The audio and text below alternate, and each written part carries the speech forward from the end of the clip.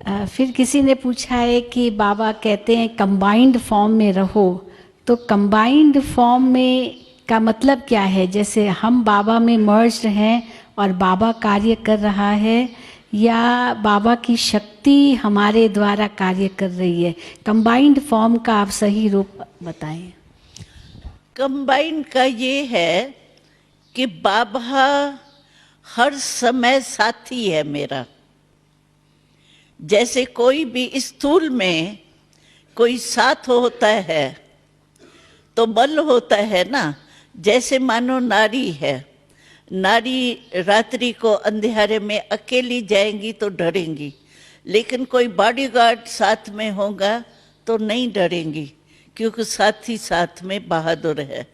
इसी रीति से बाबा का साथ कंबाइंड माना बाबा सदा मेरे साथ है, साथी है। हर कदम में बाबा मेरे साथी है, साथ है।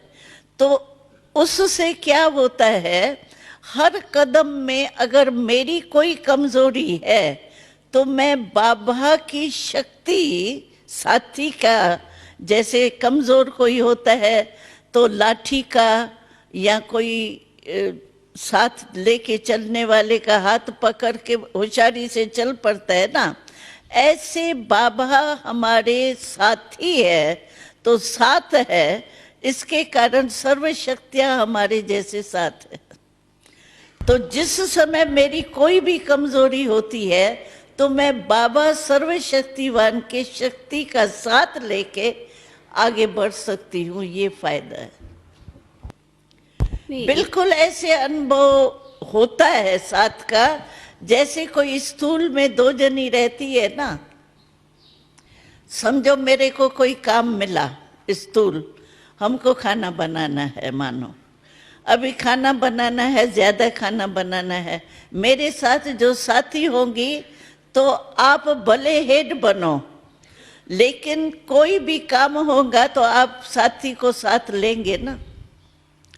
ऐसे ही बाबा सूक्ष्म है, बिंदी रूप में है, लेकिन साथी का मतलब, कंबाइंड का मतलब ये है कि बिल्कुल जैसे साकार में कोई साथी का साथ फौरन याद आता है और लिया जाता है, ऐसे बाबा कहता है मैं, आप कहेंगे कंबाइंड बाबा है तो मैं मददगार बनूंगा, शक्ति दूंगा।